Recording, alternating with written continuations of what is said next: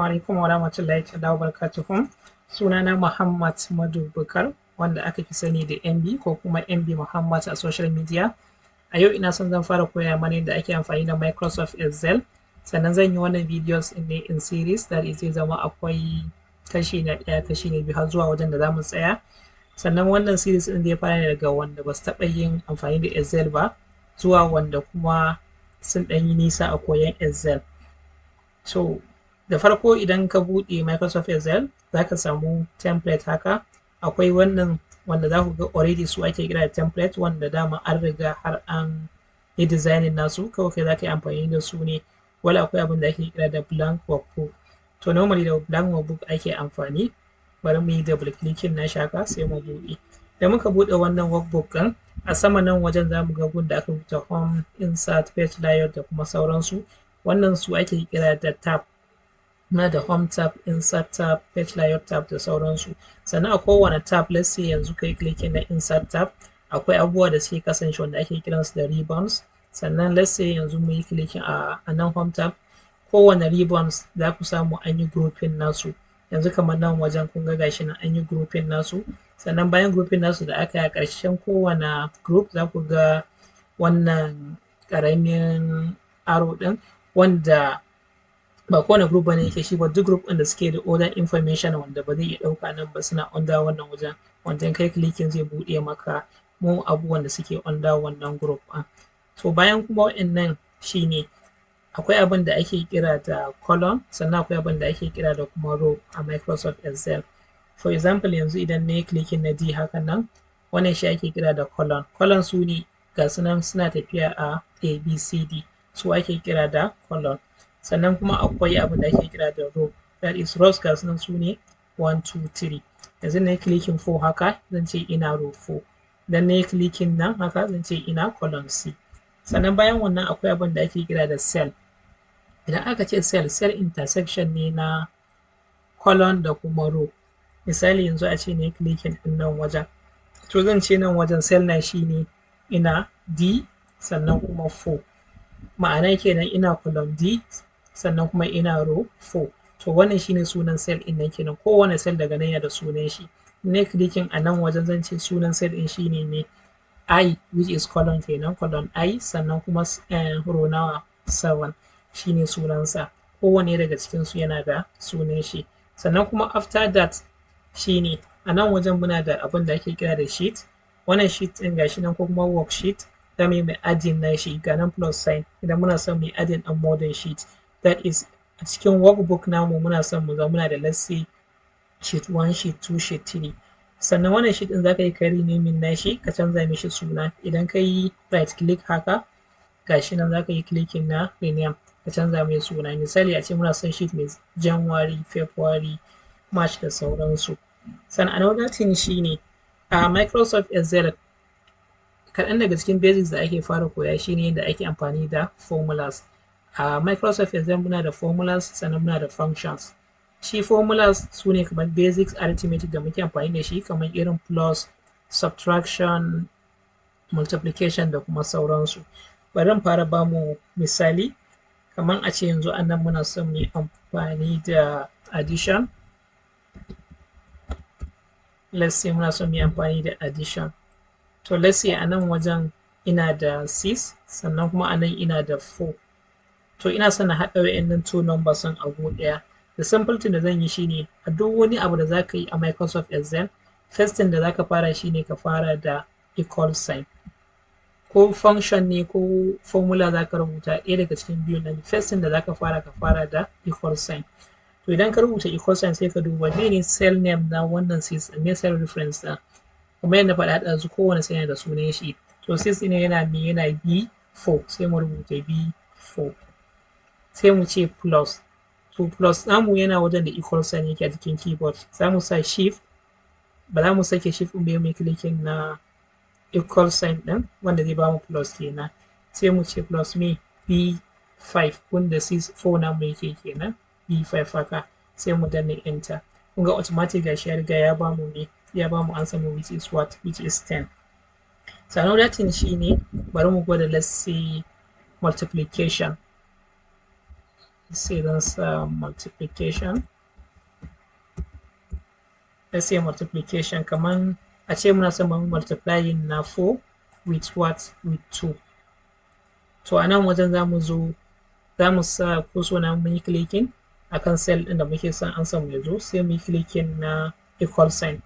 Duk wani formula ko function ana fara shi da equal sign. Sai mu faɗi main cell reference na 4 in na is what? Muna da C4. That is column C row 4. To multiplication namu kuma mu amfani da na jikin keyboard which is yana wajen 8 ko, za mu sa shift da kuma 8 haka, sai mu ce with what? C5.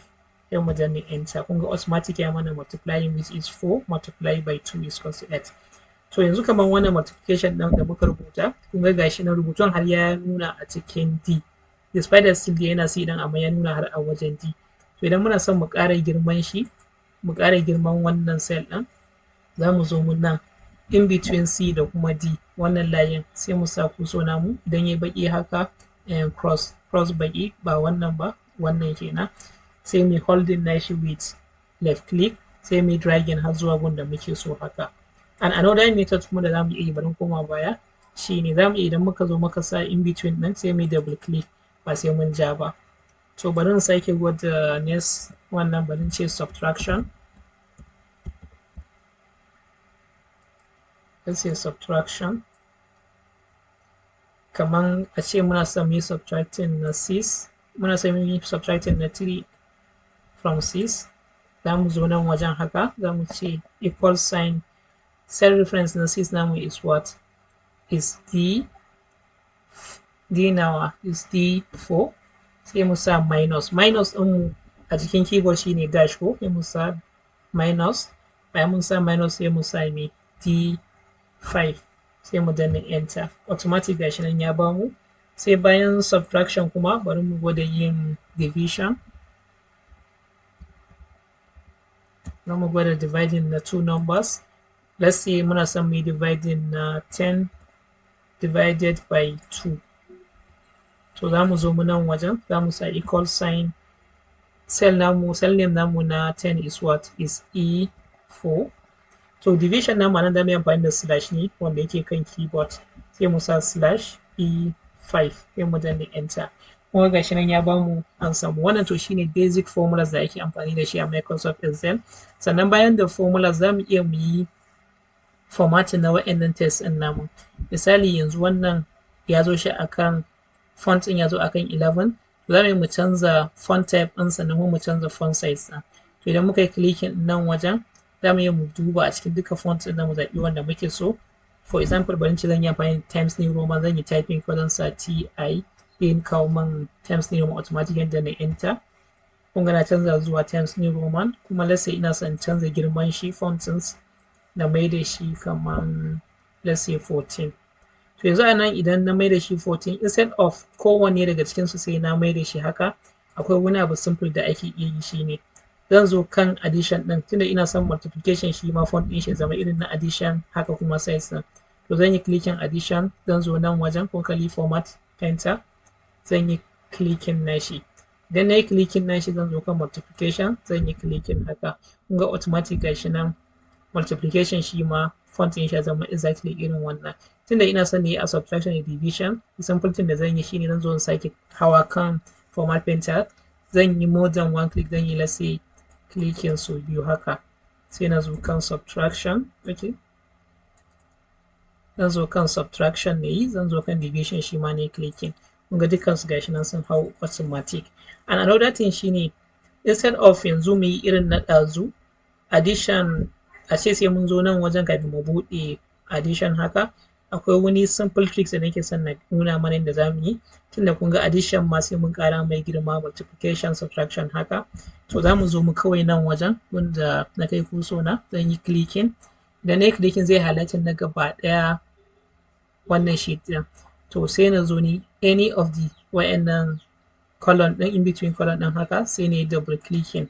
To gaba ɗayansu kun ga automatic gashi na ya adjusting na kowanne. Sannan kuma ba ma sai column ba, ko da row ne kake son ka ƙara, za ka yi ka ƙara shi ta nan wajen, ko kuma shi ma ka yi amfani da same method da na nuna a can sama. To wannan shine basic yanda ake iya fara formatting. Another thing shine, for example, in ce ina son na sa su a border, zan yi highlighting haka har zuwa ƙarshe, sai na zo ni nan wajen na yi clicking, gashi nan kun kalli ga different types of border. Bari in yi amfani da all border, wai gashi nan na mai da shi into border. Another thing, let's say ma bana son na sa shi a border, bari na koma baya, a ce ina son na sa shi ne a table. To the same thing zan iya na yi highlighting haka, na highlighting zan zo na yi clicking na insert, zan yi clicking na table, zan yi clicking na OK. Kun kalli automatic gashi ya mini creating na table. Ga nan addition, column na addition, multiplication, subtraction, division. Sannan one good thing with this yin formatting in shi to table shine, for example yanzu a nan addition din ina son na cire wani daga cikin abin da suke nan, to zan zo nan in yi clicking haka, gashi zai nuna mu duk abin da na yi cire shi. Yanzu kamar ce na cire 4, yanda na OK, automatic kun ga 4 ya bar wajen nan. Sannan kuma idan na dawo da shi zai dawo da komai da komai. That is, wannan shine simple method ma na filtering, despite that za mu yi asalin yadda ake filtering da kuma sorting a video na gaba. So wannan shine basic Excel. Sannan kuma zan ba da link na WhatsApp a ƙasa, sannan kuma zan ba da assignment. Duk wanda ya gwada yin assignment din zai iya tura mini ta WhatsApp. In akwai wani gyara zan nuna mishi da zai gyara kafin bidiyo kuma na gaba. Sai na gan ku a bidiyo na gaba.